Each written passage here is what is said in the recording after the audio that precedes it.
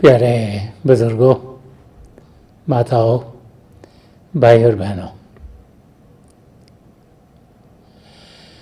हम सब की यही कोशिश होती है कि हमारी ज़िंदगी सही तरीके से गुजर रही हो।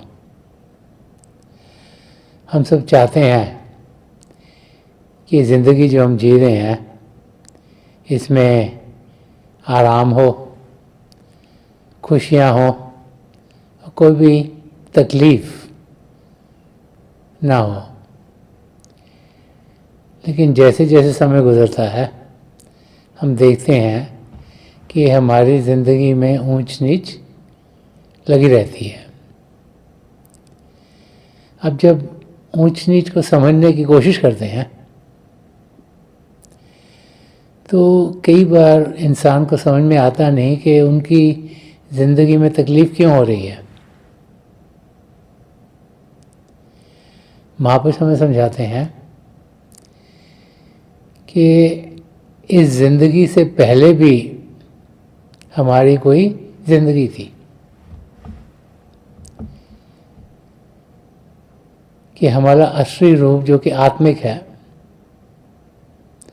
उसको पहले भी इंसानी चोले मिल चुके हैं। और जब जब हम इंसानी चोले में आए हमने सोचा, हमने कुछ बोला, हमने कुछ कार्य किए तो उनसे हमारे कर्म बनते हैं।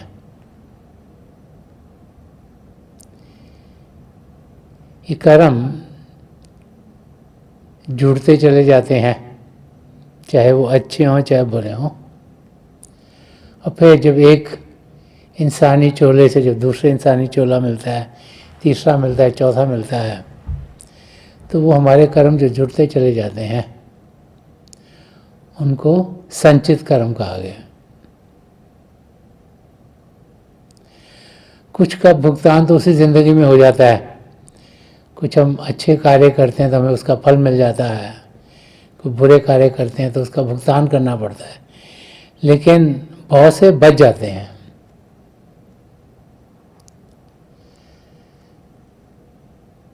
जो ये मौका हमें मानव चोले में आने का मिला है, इसमें से उन्हीं संचित कर्मों में से कर्म उठाए गए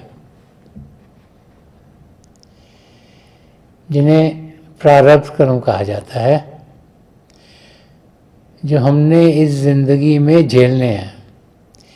इस करके कई चीज़ें ऐसी होंगी जो हमारी समझ के दायरे से बाहर होंगी, कि हमारे साथ अच्छी चीज़ें होंगी और कोई ऐसी चीज़ें लगेंगी जिससे हमें तकलीफ़ हो रही है। वो कर्म हमारी ज़िंदगी में कटने हैं। और फिर इस ज़िंदगी में हम सोचते हैं, हम बोलते हैं, हम कार्य करते हैं, उनके नए कर्म बनते हैं, उनको क्रियामान कर्म कहा जाता है। जब ज़िंदगी ख़त्म होगी तो वो संचित कर्म में जाके मिल जाएंगे, जितने भी बचे होंगे जिनका यहाँ भी भुगतान नहीं हुआ। तो इस ज़िंदगी में कर्मों के लिहाज से जो तकलीफ़ आती है उसको हम झेलें कैसे। जब हिस्ट्री की ओर देखते हैं तो हम देखते हैं कि ये सवाल इंसान के सामने सृष्टि के शुरुआत से था। जब जब महापुरुष धरती पर आए हैं उन्होंने समझाया है कि जब इंसान अभ्यास करता है तो उसके कर्म कटने शुरू हो जाते हैं। अब अभ्यास का तरीका हम सीखें कहाँ से। अभ्यास तो कुछ ऐसा तो है नहीं कि पढ़ लिख के हम अभ्यास करने के लायक हो जाएंगे। तो जब पूर्ण महापुरुष इस धरती पर आते हैं तो अपने तवज्जो देकर, अपना प्रेम देकर हमें असलियत की ओर बढ़ाना शुरू कर देते हैं। हमें समझाते हैं कि असलियत बाहर की दुनिया में नहीं, हमारे भीतर है। और फिर बाहर की दुनिया, जो माया की दुनिया, जहाँ बहुत लगाव है, बहुत खिंचाव है, जो हमें उस ओर लेके जाते हैं, उनके होते हुए हम कैसे अपना ध्यान प्रभु की ओर करें, वो रास्ता महापुरुष हमें समझाते हैं। तो संत महापुरुष जब भी धरती पर आते हैं, उनका मकसद यही होता है कि हम, जिन्हें ये मौका मिला है इस मानव चोले में होने का, जिसमें कि प्रभु ने सब पदार्थ दिए हैं हमें अपने आप को जानने के लिए और हमारी आत्मा का मिलाप परमात्मा से कराने के लिए, कि वो मकसद हम सब पूरा कर सकते हैं। महापुरुष हमें इस मकसद के बारे में समझाते हैं और अंदर की दुनिया में बढ़ना कैसे है, उस अभ्यास को हमें अनुभव करने का तरीका बताते हैं।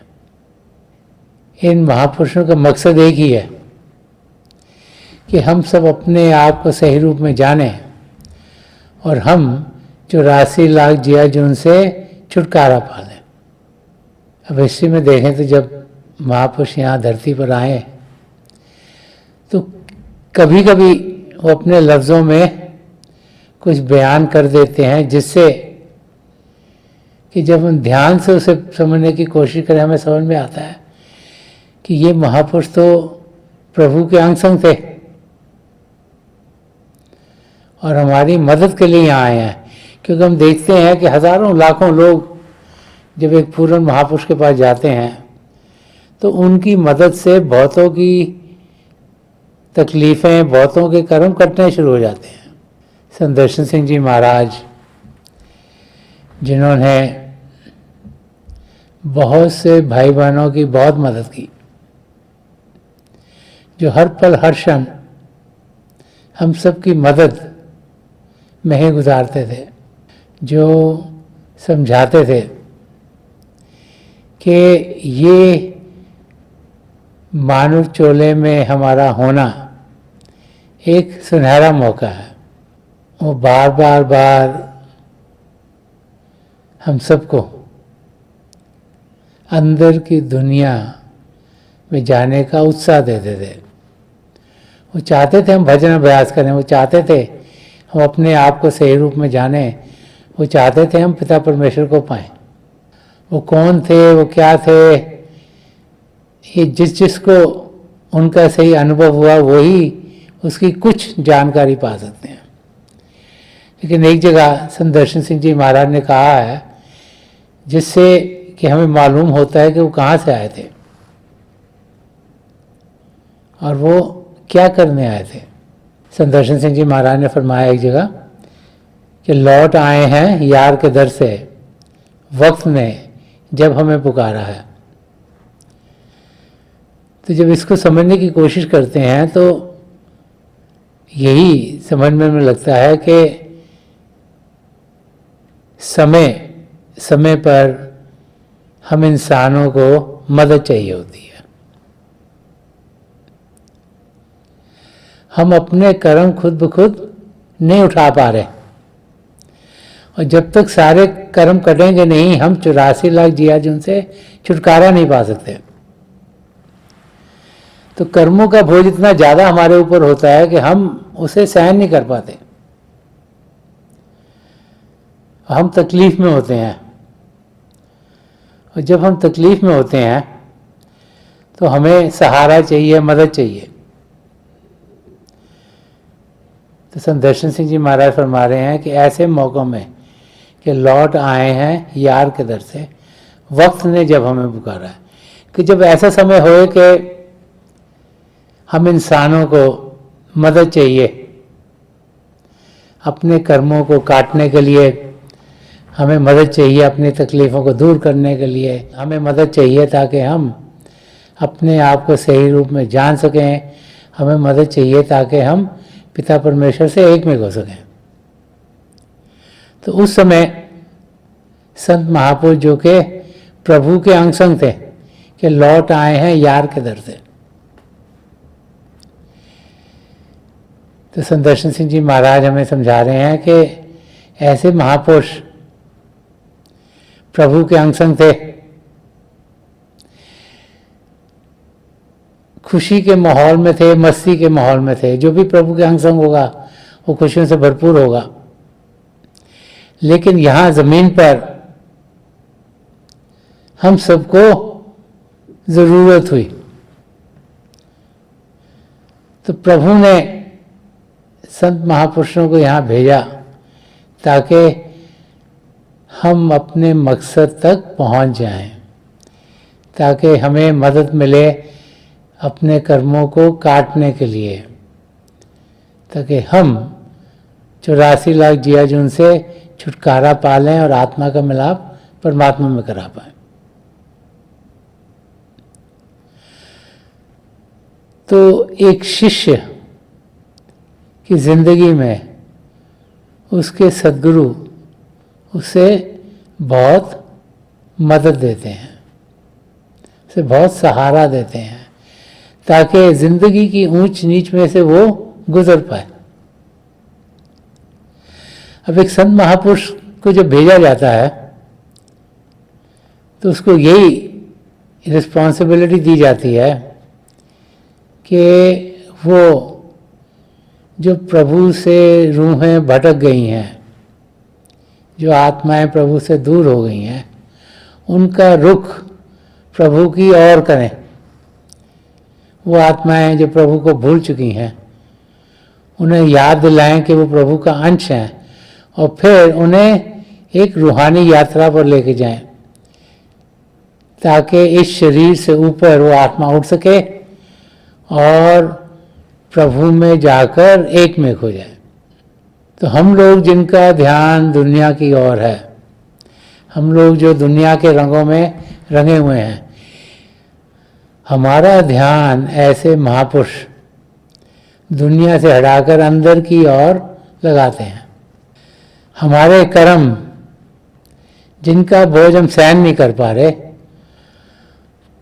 हमारे दुख दर्दों को वो दूर करते हैं। संत दर्शन सिंह जी महाराज ने एक जगह और बड़ा खोल के समझाया है कि उनकी अपनी ज़िंदगी क्या थी, कि एक संत महापुरुष की ज़िंदगी कैसी होती है। वो संत दर्शन सिंह जी महाराज ने फरमाया और वो यहाँ फरमा रहे हैं कि कितने चमन खिला गई, कितने चमन खिला गई आबला पाइयाँ मेरी, कि कितने चमन खिला गई आबला पाइयाँ मेरी, यार रहेगा 10 को मेरे जुनू का बांगपन, यार रहेगा 10 को मेरे जुनू का बांगपन। तो संत दर्शन सिंह जी महाराज इस दुनिया का एक एग्जाम्पल लेकर समझा रहे हैं कि उनकी ज़िंदगी कैसी थी। उन्होंने एक रेगिस्तान का एग्जाम्पल लिया। अब रेगिस्तान में रेत ही रेत है सब जगह।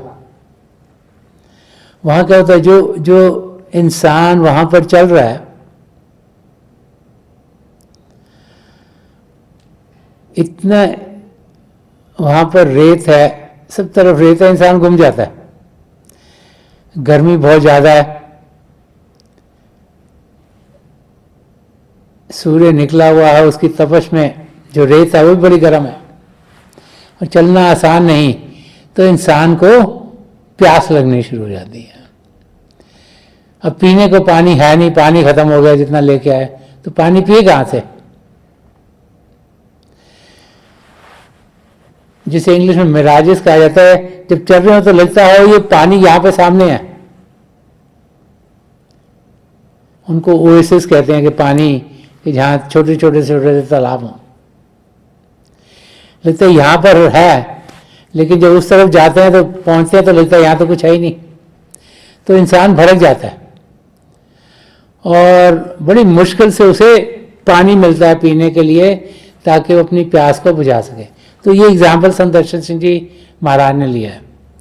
और फरमाया कि कितने चमन खिला गई आंवला पाइया मेरी। वो फरमा रहे हैं कि ये रेगिस्तान है, डेजर्ट है, यहाँ पर मैं चल रहा हूँ और जब मैं चल रहा हूँ कि गर्मी इतनी है, सूर्य इतना तेज है, रेत इतनी गर्म है कि मेरे पैर में चलते चलते छाले पड़ गए। अब आप सोचो जिसको छाले पड़े उसको कितनी तकलीफ होती है। कभी इंसान के हाथ पे छाला पड़ता है, बॉडी में कहीं पड़ता है तो बहुत तकलीफ है। अगर पैरों में पड़ गए छाले और आपको चलना पड़ रहा है नंगे पैर तो आप सोचो कितनी तकलीफ होगी। लेकिन संत दर्शन सिंह जी महाराज की पूरी जिंदगी बड़ी पॉजिटिव थी। तकलीफों के होते हुए भी उनका ध्यान सिर्फ अच्छाई की ओर, सच्चाई की ओर, ठीक चीज़ों की ओर होता था। हर एक चीज़ उनकी जिंदगी में पॉजिटिव होती थी। तो फरमा रहे हैं कि मैं चल रहा हूँ और चलते चलते पैरों में छाले पड़ गए। जब छाले पड़ते तो उनमें से कुछ ना कुछ पानी निकलना शुरू होता है। तो फरमा रहे हैं कि वो जो छालों में से पानी निकल रहा था उससे क्या हुआ कि उससे वो ओएसिस बन गए, वो तालाब छोटे छोटे बन गए रेगिस्तान में। और जो लोग उस रेगिस्तान में चल रहे थे, जो बाकी लोग भी जिंदगी का सफर कर रहे हैं, कि उनके लिए उनकी जो प्यास थी वो उस तालाब के जरिए मिटनी शुरू हो गई।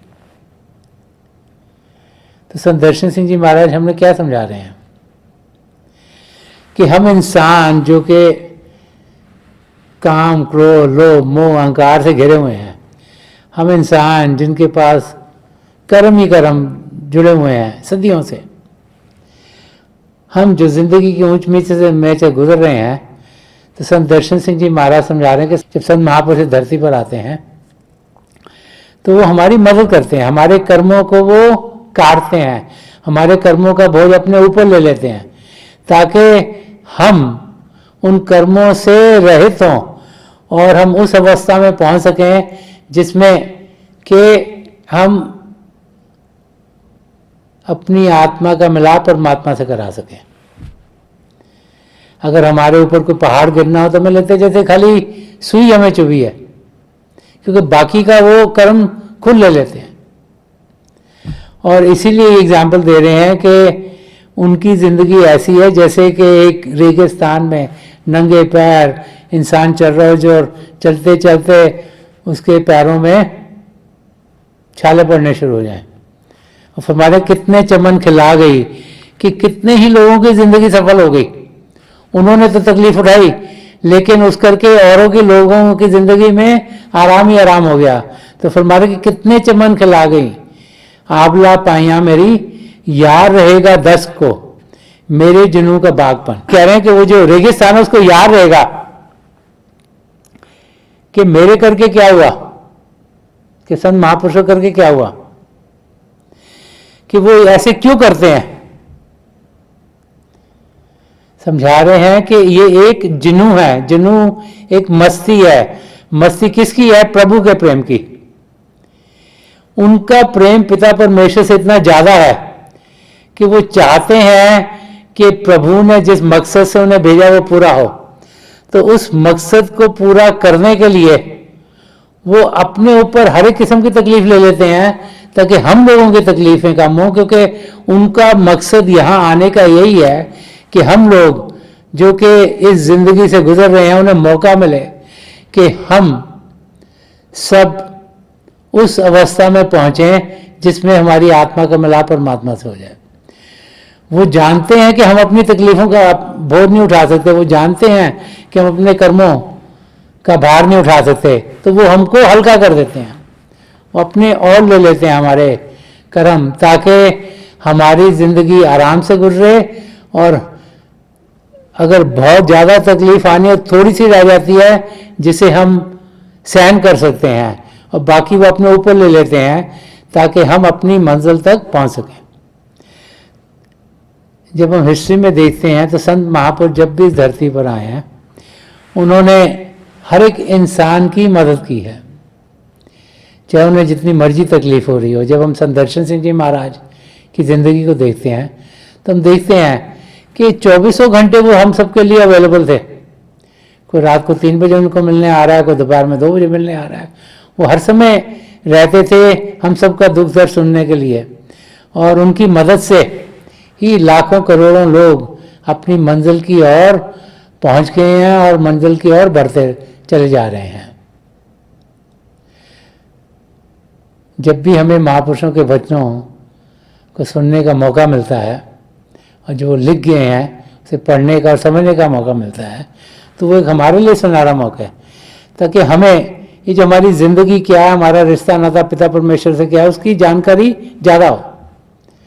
और संदर्शन सिंह जी महाराज कि जब भी हम शेर पढ़ते हैं तो बार बार बार हमें एक नया रास्ता दिखता है, एक नई समझ आती है, ताकि हम यहाँ अपने ज़िंदगी के मकसद को जान सकें, हमारा रिश्ता नाता पिता परमेश्वर से क्या है उसका अनुभव कर पाएँ, हमारा रिश्ता नाता औरों के साथ क्या है उसकी जानकारी हमें मिले, ताकि हम अपनी मंजिल की ओर बढ़ना शुरू कर दें।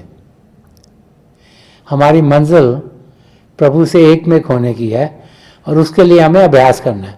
तो थोड़ी देर के लिए आप सब अभ्यास के लिए बैठ जाइएगा। आप जहाँ भी बैठे आराम से बैठिएगा, अपनी आंखें बंद कर लीजिएगा। ये जो आई बॉल्स हैं, आंखों के डेले सीधे सामने फोकस होने चाहिए, कोई 8-10 इंच सामने आपके फोकस हो।